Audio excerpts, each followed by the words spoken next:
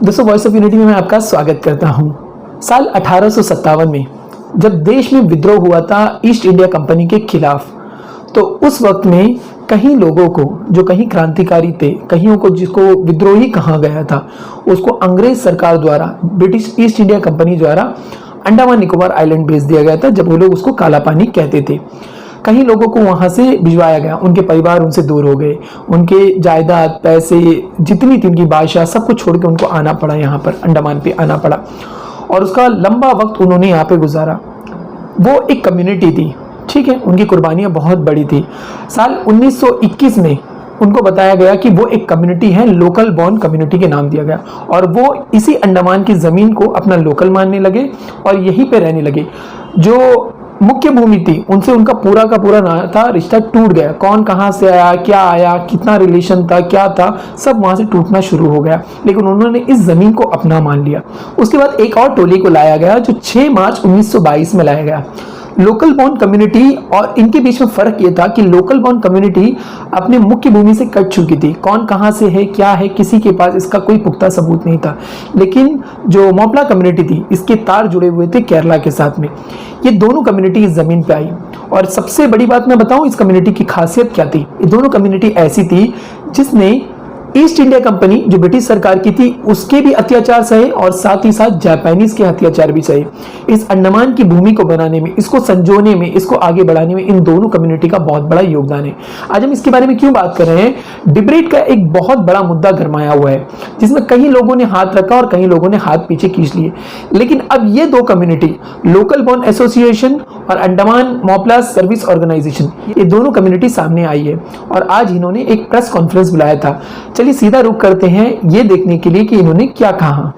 आज जैसे कि आप सभी को पता है, हमारे डिबेट के जो बच्चे हैं कई दिनों से यहाँ पे धरना प्रदर्शन कर रहा है, तो उनका जो परेशानियाँ हैं, उनके जो मुद्दे हैं, तो उनको मद्देनज़र रखते हुए पिछले दिनों लोकल बॉर्न एसोसिएशन और अंडमान मोपला सर्विस ऑर्गेनाइजेशन द्वारा उनके जितने भी कार्यकर्ता या उनके मैनेजिंग कमेटी है, उन्होंने अपने यहाँ के स्टूडेंट्स के साथ बैठे और उनके बातों को सुना।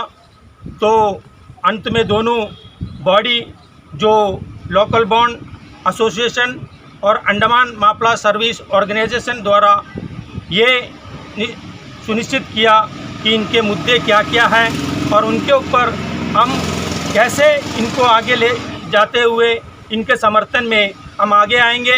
तो आज मैं सबसे पहले ये बताना चाहता हूं कि हमारे दोनों ऑर्गेनाइजेशन जॉइंट होकर हमारे एडमिनिस्ट्रेशन को, सबसे पहले मिनिस्ट्री ऑफ एजुकेशन को, lieutenant governor Andaman Nicobar island, the chief secretary Andaman Nicobar administration और द सेक्रेटरी एजुकेशन को एक जॉइंट लेटर दिया हुआ है इन बच्चों के मुद्दों को लेकर। तो सबसे पहले मैं आपको इंट्रोड्यूस करवाना चाहूँगा, हमारे लोकल बॉर्न एसोसिएशन के प्रेसिडेंट श्री राकेश पाल जी हमारे बीच में हैं, तो मैं उनको स्वागत करता हूं। और साथ ही साथ अंडमान मोपला सर्विस ऑर्गेनाइजेशन के प्रेसिडेंट श्री यूसुफ काका जी हमारे बीच में हैं, मैं उनका भी स्वागत करता हूं। और साथ ही साथ अंडमान मोपला सर्विस ऑर्गेनाइजेशन के जनरल सेक्रेटरी श्री सिद्दीक जी हमारे बीच में हैं, मैं उनको भी यहां पे स्वागत करता हूं। लास्ट वीक हम लोगों का एक मीटिंग हुआ था, जॉइंट मीटिंग हुआ था। ये तो पहला बार अंडमान के इतिहास में हो रहा है कि दो पुराना एसोसिएशन जो 100 साल पुराना है, एक साथ एक ही मंच में आया है कि इन बच्चों को सपोर्ट करना है। सबसे पहली बात मैं बता दूं, मैं उस दिन भी बोला, आज भी बोल रहा हूं, क्योंकि मीडिया यहाँ पे है। हम लोगों का ऑर्गेनाइजेशन दोनों नॉन पॉलिटिकल है, हम लोगों को कोई पॉलिटिकल बैकअप नहीं है। हम लोग जो भी कर रहे हैं इन बच्चों के लिए कर रहे हैं, क्योंकि कल फ्यूचर में मेरा बच्चा हो सकता है यहाँ पे खड़ा उस टाइप में, तो हम वो चीज़ को कंसिडर करके हम इसको आगे लेके जा रहे हैं। हम लोगों ने रिप्रेजेंटेशन भी जॉइंटली दिया, कोई अपना लेटर हेड में नहीं किया है। एक प्लेन पेपर में रिप्रेजेंटेशन बना, हम लोग सील मार करके साइन करके दिए हैं दोनों एसोसिएशन का सेक्रेटरी और प्रेसिडेंट। अब बात यह है कि इस मुद्दे को सॉल्व कैसे किया जाए। लास्ट मीटिंग हुआ बच्चों के साथ, हम लोगों का जितना 17 पॉइंट्स है जो पौंडीचेरी यूनिवर्सिटी ने दिया है, जेन्युइन पॉइंट्स है उसमें। बेसिकली कुछ कुछ पॉइंट्स ऐसा है जो एडमिनिस्ट्रेशन आउटसाइड मेरे हिसाब से एट फ्रंट आके उसको कर सकता है, मगर एडमिनिस्ट्रेशन क्यों साइलेंट बैठा है ये तो हम कमेंट नहीं कर सकते। दूसरा हमारा मुद्दा ये है कि हम इसलिए इसमें इंटरवीन कर रहे हैं क्योंकि बच्चों ने हम लोगों को बोला कि इंटरवीन करना है। अब हम इसलिए इंटरवीन कर रहे हैं ताकि बच्चों का एक वॉइस रहे। पुराना एसोसिएशन है, तो हम भी यहाँ लोकल हैं, यहाँ के बासिंदे हैं, हम यहाँ से बिलोंग करते हैं, हमारे फोर फादर्स यहाँ आए थे।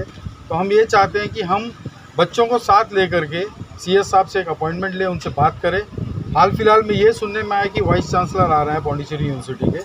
अगर वो भी आ रहा है तो हमने रिप्रेजेंटेशन में वो भी लिखा है कि हमारा भी एक रिप्रेजेंटेशन हो, हमारा भी बॉडी से, दोनों बॉडी से बच्चों के साथ, उनके पेरेंट्स के साथ जाके हम CS से और वाइस चांसलर से मिलें। हम कोई पॉलिटिकल वे में नहीं जाना चाहते। हमने बच्चों से ये भी रिक्वेस्ट किया है कि भाई किसी तरह का कोई ऐसा इलीगल काम आपसे ना हो जो आगे चल के आप लोग ये मुद्दा को कोर्ट में सॉल्व करने आए। तो हम उनसे भी रिक्वेस्ट कर रहे हैं, आज भी उनसे रिक्वेस्ट कर रहे हैं कि किसी भी प्रकार का कोई एजिटेशन ऐसा ना हो कि उनके अगेंस्ट में कोई क्रिमिनल केस हो। दुख होगा हम लोगों को कि हम लोगों के बच्चे डिग्री लेने के बदले चार्जशीट हाथ में ले रहे हैं कोर्ट से। तो मैं रिक्वेस्ट करूंगा, क्योंकि यूथ है, इनको कोई कुछ भी बोले इनको समझ उतना जल्दी नहीं आता है, रिएक्ट जल्दी करते हैं। तो ये हमारा रिक्वेस्ट है कि कोई इलीगल काम, कोई इलीगल एक्टिविटीज़ ना करें। आप यहाँ पे धरना में बैठे हो, आप पीसफुली बैठो, हमको जो बात करना है हम CS साहब से मिलेंगे। हम उम्मीद करते हैं कि वो हमको अपॉइंटमेंट दे। दूसरी बात है कि जहाँ भी हम सुनते हैं तो ये सुनने में आता है कि हाई कोर्ट में रिट पिटीशन सब्जुडाइज है, इसीलिए ये मैटर को सॉल्व नहीं किया जा सकता। ये एज ए एडवोकेट मैं बता रहा हूँ, ये एकदम गलत बात है। अक्रॉस द टेबल बैठ के अगर एडमिनिस्ट्रेशन चाहे तो ये मैटर को विदिन 24 आवर्स रिजॉल्व कर सकता है। पहले भी अंडरटेकिंग से चलता था डिबेट कॉलेज, आज भी अगर अंडरटेकिंग दे और 3 साल का एक्सटेंशन मांगे एडमिनिस्ट्रेशन, ये 17 पॉइंट्स को फॉलो अप करेंगे तो मुझे लगता है कि एफिलिएशन दोबारा मिल सकता है। This is what I legally feel. ऐसे नहीं है कि कोर्ट में मैटर पेंडिंग है तो नहीं होगा, ये कोई हल ही नहीं है इस बात का। दूसरी बात है कि लास्ट टाइम भी मैंने अश्योरेंस दिया था on behalf of both the organisation, local bond and Mopla service organisation, अगर ये मुद्दा यहाँ नहीं होता है तो हमारे दोनों ऑर्गेनाइजेशन से 2-2 जन और 2 स्टूडेंट रिप्रेजेंटेटिव को लेके मैं अपने पैसे से दिल्ली जाऊंगा और वहाँ पे हम प्राइम मिनिस्टर साहब से, होम मिनिस्टर साहब से, एजुकेशन मिनिस्टर सबसे मिलेंगे। मगर एक ही शर्त है कि बच्चे कोई गलती करके कोई क्रिमिनल एक्टिविटीज़ ना करें, ताकि ये ना लोगों को लगे कि ये 2 एसोसिएशन ये करवा रहे हैं। हमारा इंटेंशन ऐसा कुछ भी नहीं है। इसीलिए आप सभी से रिक्वेस्ट है कि जो भी करे पीसफुली करें। हम जहाँ तक आपको लेके जाना हम लेके जाएंगे, हम हर तरह से आपको बैकअप देंगे, बस आप लीगली हर काम को करना। Thank you so much. सबको नमस्कार।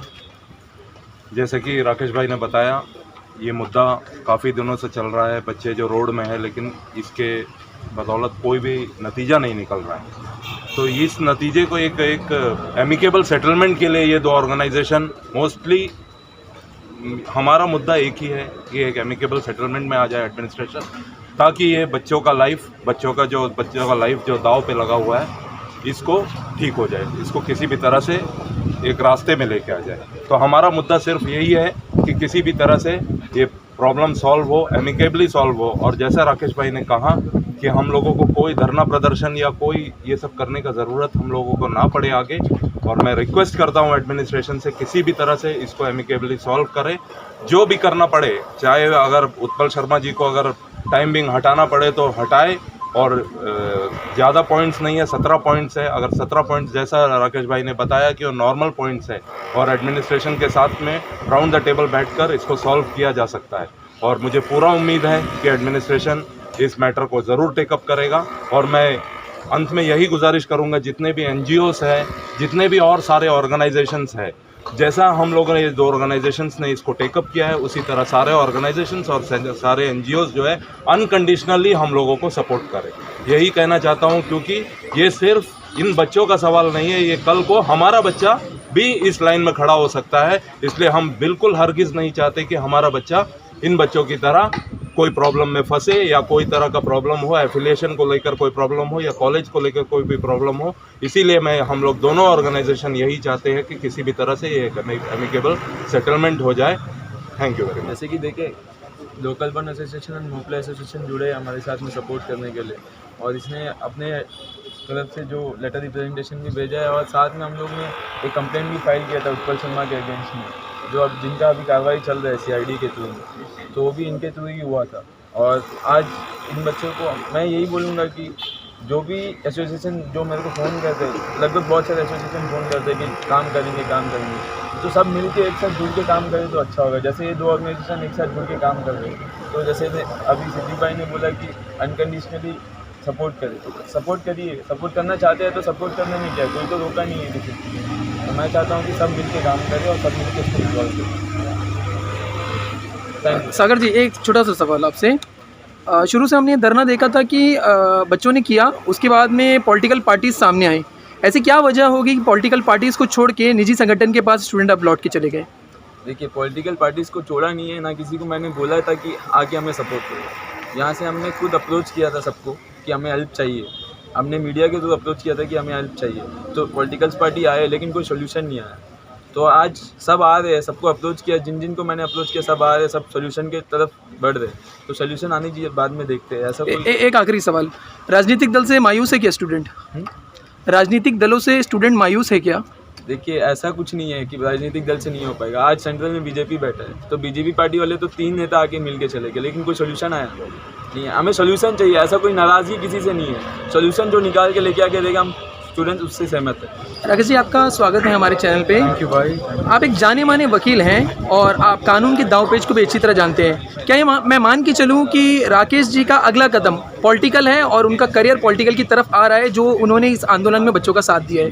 भाई नमस्कार, पॉलिटिक्स नहीं चाहिए। पॉलिटिक्स नहीं चाहिए। जो एडवोकेसी में रह के, जो ये एसोसिएशन में रह के मैं कर सकता हूँ, शायद पॉलिटिकली होता तो आज मेरा हाल भी बाकी 2 पॉलिटिकल पार्टी की तरह। ठीक। मुझे पॉलिटिक्स नहीं चाहिए। राकेश जी, बच्चों को क्या कहना चाहेंगे? जिस तरह से प्रोटेस्ट हुआ, कानूनन जो चीज़ें करना है, अब बच्चों के लिए क्या नसीहत होगी कि उनको आगे क्या करना चाहिए? देखिए, मैंने सागर से डीपली इसमें डिस्कस किया, सागर के और 1-2 स्टूडेंट से।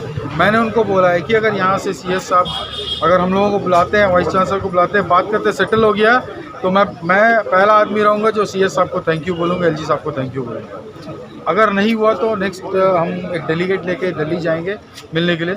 वहाँ से नहीं हुआ तो 18 को हाई कोर्ट आ रहा है। मैंने इनको बोला है कि स्टूडेंट रिप्रेजेंटेशन होके इंटरवीन करेंगे, जिसको मैं लीड करूँगा। अगर ये बोलते हैं तो मैं लीड करूँगा उनका हेल्प करूँगा। राकेश जी, ऐसा क्या मसला हो गया कि 2 एसोसिएशन जो इतने बड़े बड़े एसोसिएशन हैं, उनको इतना लेट से इसमें इंटरवीन करना पड़ा है? देखिए भैया, ऐसा है कि पहले ABVP लीड करता था इस पूरे मुहिम को। उसके बाद बच्चों ने हमको अप्रोच किया, सिद्दीक भाई को किया, अलग अलग किया।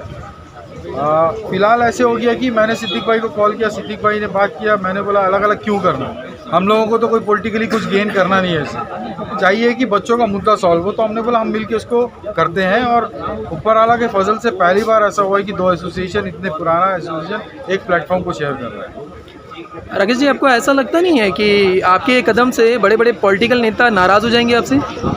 देखिए, कहीं मैं भी पॉलिटिकली अटैच हूँ, मैं ये सब भी जानते हैं, बट मैं किसी को नाराज़ नहीं कर रहा हूँ। मुझे लग रहा है कि शायद मैं ये कर सकता हूँ, इनके साथ खड़ा हो सकता हूँ। देखिए, मैं अपनी मेहनत से कमाता हूँ, मैं सिंगल अर्निंग मेंबर हूँ अपना फैमिली का। मैं अगर बोल रहा हूँ कि 6-8 जन को मैं दिल्ली लेके जा रहा हूँ अपने पैसे से, तो डेफिनेटली कहीं मुझे दिल में दुख है कि जो काम पॉलिटिकल पार्टी को करना था वो नहीं कर रहे हैं।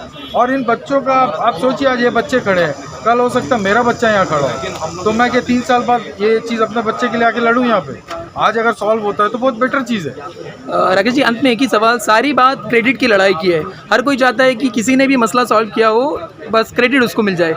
आपको ऐसा लगता नहीं अचानक से 2 एसोसिएशन का सामने आना वो किसी और के क्रेडिट को खींच के ले जा रही है? मैं आपको बोला ना, अगर ये बात मंडे अगर CS साहब बुलाते हैं और मंडे सॉल्व होता है, मैं प्रेस रिलीज कॉल करके CS साहब और LG साहब को थैंक्स करूंगा। पूरा क्रेडिट एडमिनिस्ट्रेशन को जाता है, क्योंकि सॉल्व एडमिनिस्ट्रेशन को करना, हम लोगों को क्रेडिट नहीं चाहिए। आखिरी सवाल राकेश जी, एक लॉयर होने के नाते बताइएगा, मामला कोर्ट में जैसा आपने शुरू में बताया था इसमें कोई मसला नहीं, लेकिन हल कहाँ से निकलेगा? कोर्ट से हल निकलेगा या तो बैठक से निकलेगा? देखिए, कोर्ट से हल निकलने के लिए आपको लड़ाई लंबा करना होगा। अभी सिंगल बेंच में मैटर है। मान के चलिए कोर्ट ने ऑर्डर कर दिया कि भाई एफिलिएशन आप दो पॉलिटिशियन से, वो डिवीज़न बेंच जाएगा। डिवीज़न बेंच में जो डिफीट होगा वो SLP जाएगा। तो ये मामला सिलसिला 10 साल तक चलता रहेगा। एडमिनिस्ट्रेशन को अक्रॉस द टेबल बैठ करके ही बात करना है। पूरा दारोमदार एडमिनिस्ट्रेशन के हाथ में, कोई कानूनी लड़ाई से इसमें फ़ायदा होने वाला नहीं है। दोस्तों, अंडमान के दर्द को, अंडमान के युवाओं के दर्द को सबसे ज्यादा वही महसूस कर सकता है जिसकी जड़ें यहाँ की जमीन से, अंडमान की जमीन से जुड़ी हो। लोकल बॉन्ड एसोसिएशन और अंडमान मोपला सर्विस ऑर्गेनाइजेशन, ये दो ऐसे ग्रुप हैं जिनकी तारें इस जमीन से जुड़ी हुई हैं, कुर्बानियों से जुड़ी हुई हैं, इसलिए उन्होंने इस मुद्दे को उठाया है। हम आशा करते हैं प्रशासन की तरफ से कोई अच्छा रुख हो, जो एक नेक दिल से, निस्वार्थ भाव से उन्होंने शुरू किया है। हम आशा करते हैं कि प्रशासन इसमें पूरा का पूरा योगदान दे और अंत यही हो कि बच्चों का भला हो। जय हिंद, जय भारत।